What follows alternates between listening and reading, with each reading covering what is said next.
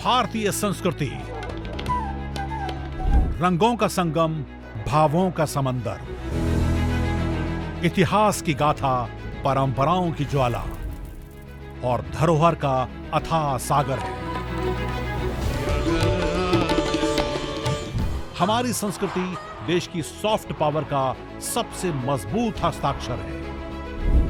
योग, आयुर्वेद, भारतीय दर्शन, साहित्य, कला और संगीत जैसे अनेक क्षेत्रों में भारत की अमूल्य देन ने पूरे विश्व को प्रभावित किया है। इंदिरा गांधी राष्ट्रीय कला केंद्र भारत की इस समृद्ध संस्कृति को दुनिया के सामने लाने का प्रयास कर रहा है।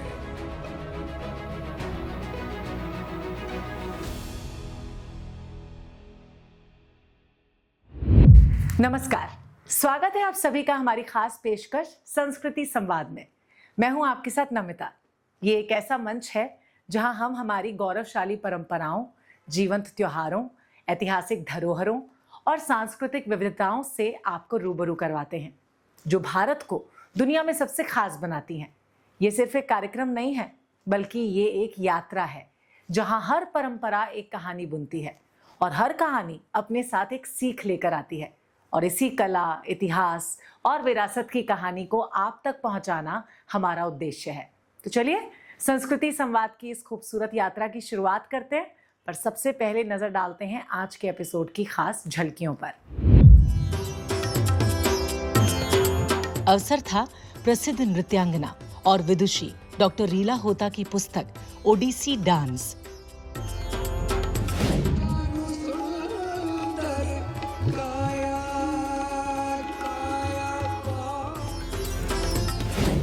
एक ऐसी ही विचारधारा है जो प्राचीन काल से भारत में अस्तित्व में है और यहाँ सदियों से इसका पालन और विकास।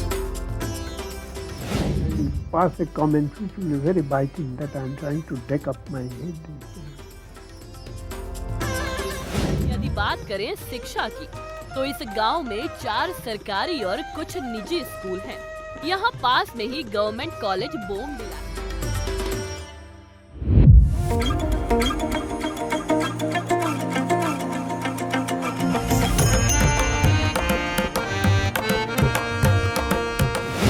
झलकियां देखकर तो आप समझ ही गए होंगे कि आज के एपिसोड में आपके लिए क्या खास है। तो चलिए कार्यक्रम की शुरुआत करते हैं संस्कृति संवाद के पहले सेगमेंट साप्ताहिक सुर्खियां से। इंदिरा गांधी राष्ट्रीय कला केंद्र के क्षेत्रीय केंद्र त्रिशूर में नाट्य शास्त्र पर एक व्याख्यान का आयोजन किया गया, जिसमें वक्ताओं ने नाट्य शास्त्र को लेकर अपनी अपनी बात रखी। इस दौरान विभिन्न मुद्राओं को भी प्रस्तुत करके दिखाया गया। भरत मुनि द्वारा रचित नाट्य शास्त्र हमारे प्राचीन ग्रंथों में से एक अद्वितीय ग्रंथ है।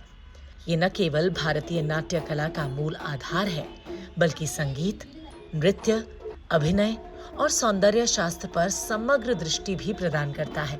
ये ग्रंथ हजारों वर्षों से कलाकारों और दर्शकों का मार्गदर्शन करता आया है। इंदिरा गांधी राष्ट्रीय कला केंद्र के जनपद संपदा प्रभाग ने ज्ञान पथ श्रृंखला के अंतर्गत डॉक्टर चारू आर्य और नवनीता डेका द्वारा संपादित पुस्तक Dalit feminist discourse voices in Dalit narratives पर चर्चा का आयोजन किया। ये पुस्तक कविता, व्यक्तिगत आख्यानों और आलोचनात्मक निबंधों के माध्यम से दलित महिलाओं की आवाज को उजागर करती है और जाति, लिंग और सामाजिक न्याय के अंतर संबंधों को संबोधित करती है। इस कार्यक्रम ने दिल्ली विश्वविद्यालय और बाहर के शिक्षाविदों, शोधकर्ताओं और छात्रों को विचारों के जीवंत आदान प्रदान का अवसर प्रदान किया। इंदिरा गांधी राष्ट्रीय कला केंद्र का समवेत सभागार एक यादगार शाम का गवाह बना, जहां कला और संस्कृति प्रेमियों का जमावड़ा देखने को मिला। अवसर था प्रसिद्ध नृत्यांगना और विदुषी डॉक्टर रीला होता की पुस्तक Odissi dance, therapeutics, aesthetics, metaphysics के विमोचन का। ये पुस्तक ओडिसी नृत्य की उपचारात्मक, सौंदर्यात्मक और दार्शनिक पहलुओं पर एक अनूठा शोध प्रस्तुत करती है। इसे प्रकाशित किया है प्रभात प्रकाशन, नई दिल्ली ने। आईजीएनसी के कला निधि विभाग द्वारा आयोजित इस खास कार्यक्रम में पुस्तक पर विस्तृत चर्चा भी हुई, जिसमें विषय के जानकारों ने ओडिसी नृत्य की खासियतों पर ज्ञानवर्धक संवाद किया। इस अवसर पर कला, संस्कृति और साहित्य के कई जाने माने चेहरे भी उपस्थित रहे। इंदिरा गांधी राष्ट्रीय कला केंद्र और हिमाचल प्रदेश केंद्रीय विश्वविद्यालय के बीच एक ऐतिहासिक समझौता ज्ञापन पर हस्ताक्षर किए गए। इस समझौते का उद्देश्य है दृश्य और प्रदर्शनकारी कलाओं, शोध, प्रशिक्षण और ज्ञान के आदान प्रदान को बढ़ावा देना। समारोह की अध्यक्षता IGNCA के सदस्य सचिव डॉक्टर सच्चिदानंद जोशी ने की। इस अवसर पर दोनों संस्थानों की प्रतिष्ठित हस्तियां भी मौजूद रहीं। ये साझेदारी न केवल शैक्षणिक क्षेत्रों में सहयोग को बढ़ाएगी, बल्कि भारतीय कला और संस्कृति के संवर्धन को भी एक नई दिशा देगी। इंदिरा गांधी राष्ट्रीय कला केंद्र के क्षेत्रीय केंद्र पुडुचेरी और साकार के संयुक्त तत्वाधान में एक विशेष कार्यक्रम प्रस्तुति आखर का आयोजन किया गया। इस प्रेरणादायक कार्यक्रम में मुख्य वक्ता थे डॉक्टर V आनंद रेड्डी। उन्होंने श्री अरबिंदो के महासमन्वय और उनके दिव्य जीवन पर विचार साझा किए। इस अवसर पर उपस्थित दर्शकों को श्री अरबिंदो की शिक्षाओं के माध्यम से आध्यात्मिक और सांस्कृतिक समरसता की गहरी समझ प्राप्त हुई। कार्यक्रम में न केवल श्री अरबिंदो के दर्शन को सरलता से प्रस्तुत किया गया, बल्कि आत्मिक उन्नयन के लिए सार्थक संवाद भी हुआ। इस हफ्ते की सुर्खियों के बाद आगे बढ़ते हैं सांस्कृतिक प्रस्तुति की तरफ। हम सबकी जिंदगी में संगीत बहुत इंपॉर्टेंट है। भारत में संगीत की परंपरा वैदिक काल से चली आ रही है। वेदों में संगीत का उल्लेख है। संगीत भावनाओं को व्यक्त करने का एक शक्तिशाली माध्यम है। IGNCA विभिन्न उत्सवों के जरिए भारतीय संगीत को दुनिया भर में पहुंचाने का काम कर रहा है। संस्कृति संवाद के सांस्कृतिक प्रस्तुति सेगमेंट में हम आपको दिखाते हैं देश के मशहूर कलाकारों की मन भावन प्रस्तुतियां। तो आज सांस्कृतिक प्रस्तुति में सुनिए उस्ताद इकबाल अहमद खान को। दिल्ली घराने के प्रमुख स्तंभ उस्ताद इकबाल अहमद खान जाने माने शास्त्रीय गायक थे। दिल्ली घराने के विशिष्ट गायन शैली और परंपराओं को संरक्षित और प्रचारित करने में उनका विशेष योगदान भी रहा। आइए सुनते हैं इस महान शास्त्रीय गायक को।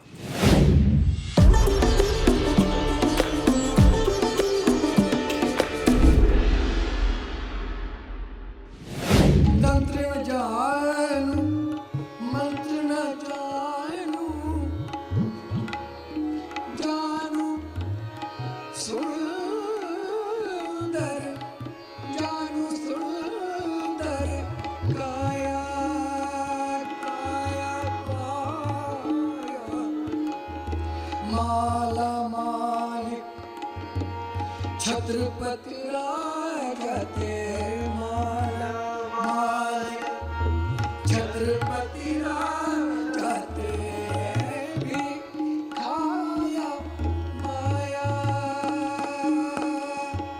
भाई हरे भजे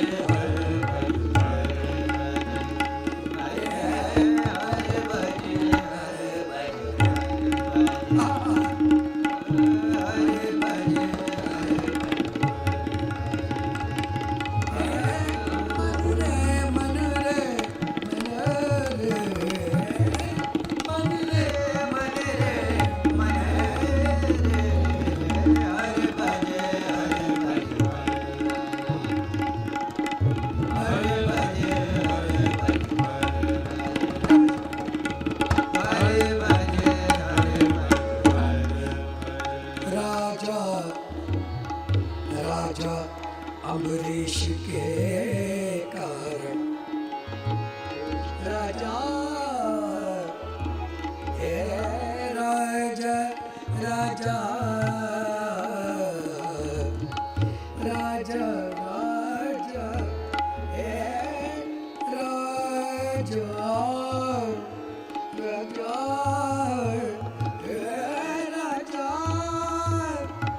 राजा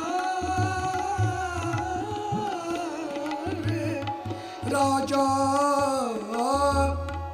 राजा अम्बरीश के कारण चक्कर सुदर्शन धारे धारे दास कबीर को दास कबीर को दास कबीर को दास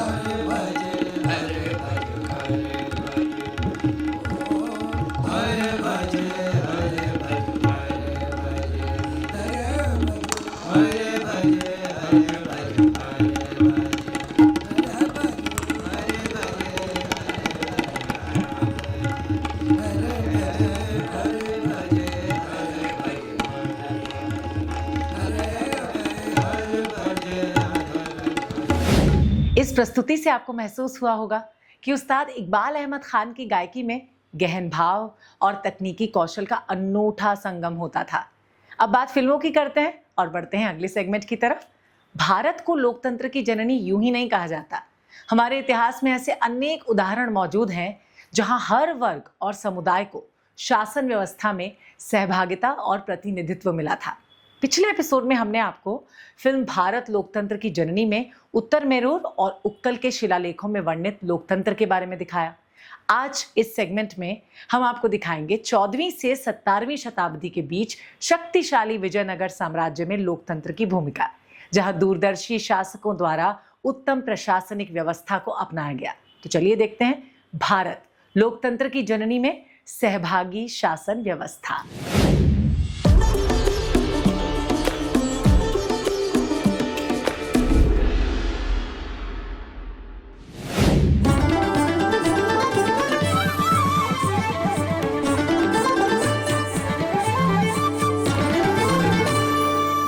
महान विचार समय से परे और समय की कसौटी पर खरे उतरते हैं।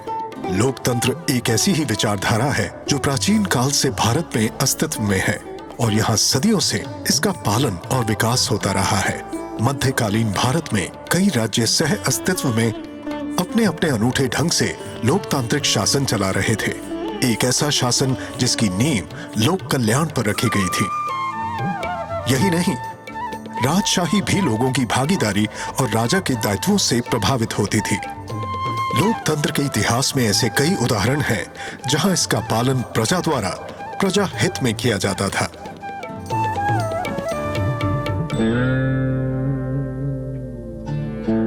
विशाल और शक्तिशाली विजयनगर साम्राज्य में दूरदर्शी शासक थे जो सहभागी लोकतंत्र की शक्ति में विश्वास करते थे। विजयनगर के सबसे महान सम्राट कृष्णदेव राय ने अमर नायकों या राज्यपालों और उनके प्रतिनिधियों की सहायता से बड़ी दक्षता के साथ शासन किया। कृष्णदेव राय ने अपने साम्राज्य को स्थल और नाडु में विभाजित किया, जहां गांव राजनीतिक संगठन की मूल इकाई थे। नायकों की बड़ी सभा के अतिरिक्त उन्होंने विशेषज्ञों की एक छोटी परिषद भी बनाई जो अधिकांश प्रशासनिक कार्यों में सम्राट को परामर्श देती थी। सब कुछ सर्वसम्मति यानी सबकी सहमति से प्रजा के हित के लिए किया जाता था।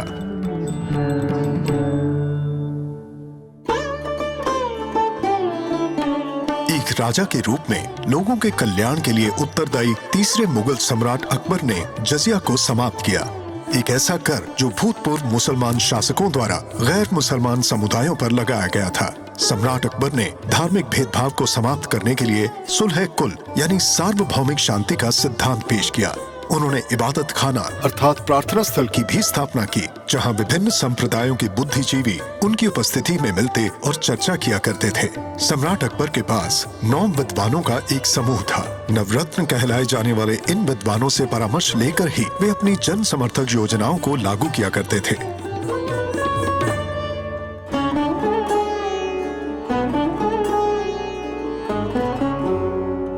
उदार विचार रखने वाले दारा शिकोह मुगल सम्राट शाहजहां के सबसे बड़े पुत्र थे। उन्होंने सिरे अकबर पुस्तक में कई उपनिषदों का फारसी में अनुवाद करवाया और सम्राट अकबर द्वारा निर्धारित धार्मिक सहिष्णुता की विरासत का पालन किया। उनकी दूसरी पुस्तक मजमुल बहरैन विभिन्न समुदायों के बीच सौहार्द और सार्वभौमिक शांति को बढ़ावा देती है।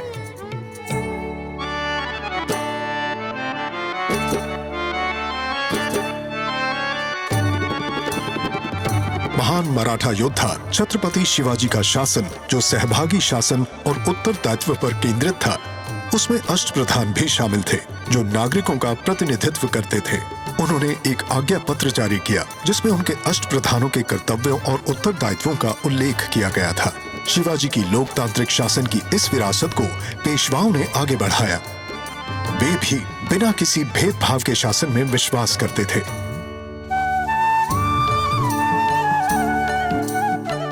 पंजाब राज्य में स्थित अनंतपुर साहिब में परम पावन गुरु गोबिंद सिंह जी ने 5 निस्वार्थ भाव रखने वाले पुरुषों को अपने पंज प्यारों के रूप में चुना, जिन्होंने खालसा पंथ का गठन किया। पंज प्यारों का चयन सामूहिक धार्मिक निर्णय लेने और नेतृत्व करने के लिए किया गया था।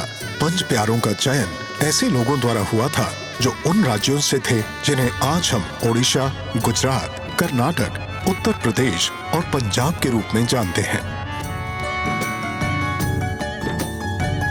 वास्तव में पंजाब के महान महाराजा रणजीत सिंह ने 12 मिसलों को एकजुट कर लोकतंत्र की विरासत को आगे बढ़ाया, ताकि एक ऐसा अखंड पंजाब बन सके जहां जनता की सहमति से ही निर्णय लिए जाते हों।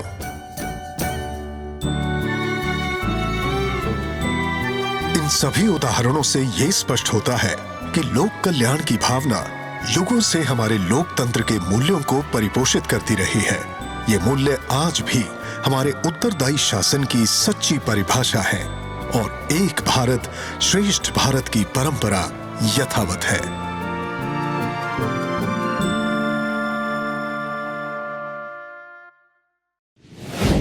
तो आप देख रहे थे भारत लोकतंत्र की जननी पर आधारित डॉक्यूमेंट्री फिल्म में सहभागी शासन व्यवस्था।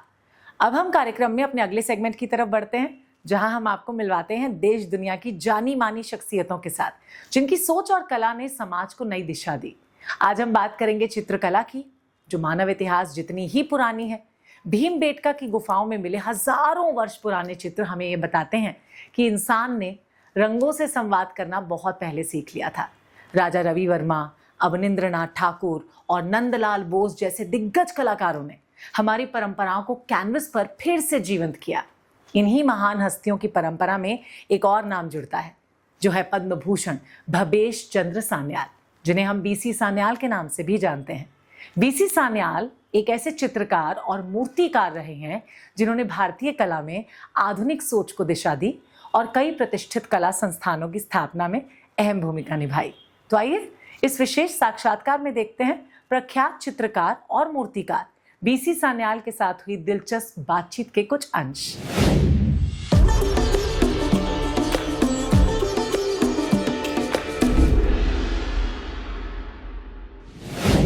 He devoted almost all his life in theatre. He was very strict with us. So much so that if I had, after my bath, parted my hair and dressed up and suddenly saw my uncle coming, I would ruffle my head. Otherwise, he would pass a comment which would be very biting, that I am trying to deck up my head and so on.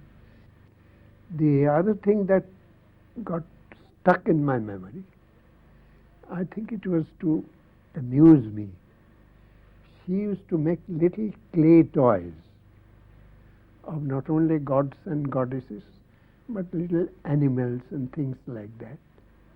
And that fascinated me. As a professional, what could I do? So if I finished my painting class, I took to something else, gesso painting. Achari Sahib.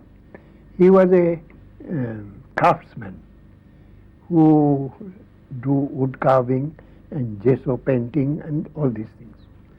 And when Avanindranath and Havel, they were running the institution, they invited him as a mistri to come and join the art school.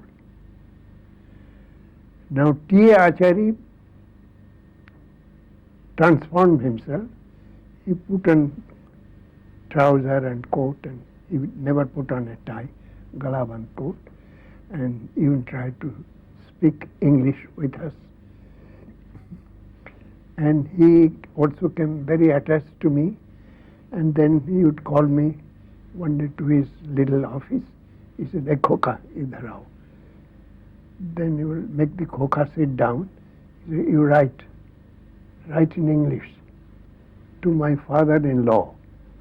I said, "What can I write to your father-in-law?" No. Write what I say. he told me in half Bengali, half Tamil that he is expecting his first child. This kind of relationship grow between teacher and students, with different teachers, different way. I knew Jamni Roy had just, Atul Bose, they had left school. And Jamni Roy somehow took to me very kindly, very affectionately. He used to visit me in the art school, take me to his Bagbazar home. He said, Bhavesh, you are very good at the play. Let's sit together and work together. That gave me the first glimpse about what Jamni Roy was aiming at or trying to rediscover, which probably he has lost touch with. By looking at his work and looking at my own, I found a great difference. The way he was trying to stylize an image, and I was trying to depict in a realistic manner. Later on, I thought this is the difference between two of us. I paint because I have to paint. And the way I paint during the work till I have finished, all the time I'm questioning myself. As a matter of fact, I am the first critic of my own work, so to say. Sometimes I'm happy, sometimes I'm not. And it's very disturbing. Yet, I cannot stop painting. It seems to me a sudden thing that has happened to me. I said, hell with it. Hell with it, what I have been doing all this time. It's good that it has kept me in my profession. I have not forgotten how to hold the brush in my hand. As a matter of fact, I have learned a new way of holding the brush, about which I didn't know. I have rediscovered that the brush can be used as a sword in my hand. Sure. I hold my brush differently now, which I never did before, and the result I get. And then it suddenly occurred to me why I shall paint only images of familiarity, images coming in my mind, irrespective of what title you give. I said, this is the dilemma between literature and art. तो ये थे Padma Bhushan BC Sanyal, जिन्होंने अपना पूरा जीवन चित्रकला और मूर्ति कला को समर्पित किया। अब कार्यक्रम संस्कृति संवाद के आज के आखिरी सेगमेंट मेरा गांव मेरी धरोहर की तरफ बढ़ते हैं, जिसमें आप रूबरू होते हैं भारत के किसी एक गांव की विशेष लोक कला और परंपरा से। अब तक तो आप जान ही चुके होंगे कि मेरा गांव मेरी धरोहर भारत सरकार की अहम परियोजना national mission on cultural mapping का इंपॉर्टेंट हिस्सा है। इसके अंतर्गत देश के सारे गांव का डॉक्यूमेंटेशन हो रहा है। आज इस सेगमेंट में हम जानेंगे अरुणाचल प्रदेश के दिरांग गांव के बारे में।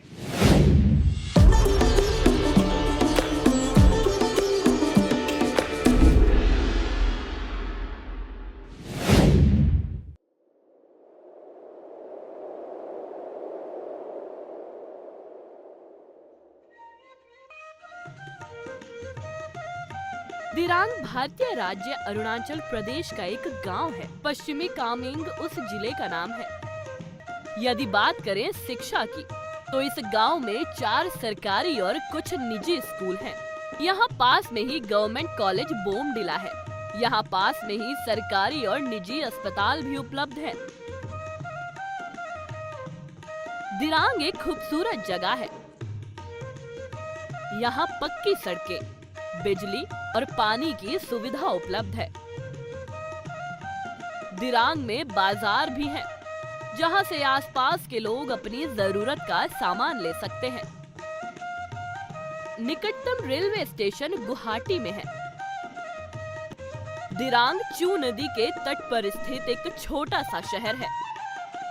यहाँ बहुत से घूमने के स्थान हैं, जिसमें से एक गर्म पानी का झरना भी है। यहाँ और भी स्थान मशहूर है, जैसे राष्ट्रीय अनुसंधान केंद्र, दिरांग जोंग, संगति घाटी, कालचक्र गोम्पा और यहाँ पास में होटल और रिजॉर्ट की सुविधा भी उपलब्ध है। तो आप भी दिरांग जरूर आइए और इसकी खूबसूरती को करीब से देखिए। उम्मीद करते हैं कि संस्कृति संवाद का हमारा आज का एपिसोड आपको पसंद आया होगा। फिर भी आपके सजेशंस हमारे लिए बहुत इंपॉर्टेंट है, इसलिए आप अपने सुझाव हमें इस ईमेल आईडी पे भेज सकते हैं। आपसे फिर मुलाकात होगी प्रसार भारती के इसी मंच पर IGNCA के विशेष कार्यक्रम संस्कृति संवाद के साथ, जिसमें हम आपका परिचय करवाएंगे भारत की इंद्रधनुषी संस्कृति से। फिलहाल मुझे इजाजत दीजिए और आप अपना बहुत अच्छे से ध्यान रखिए। हाँ, नमस्कार।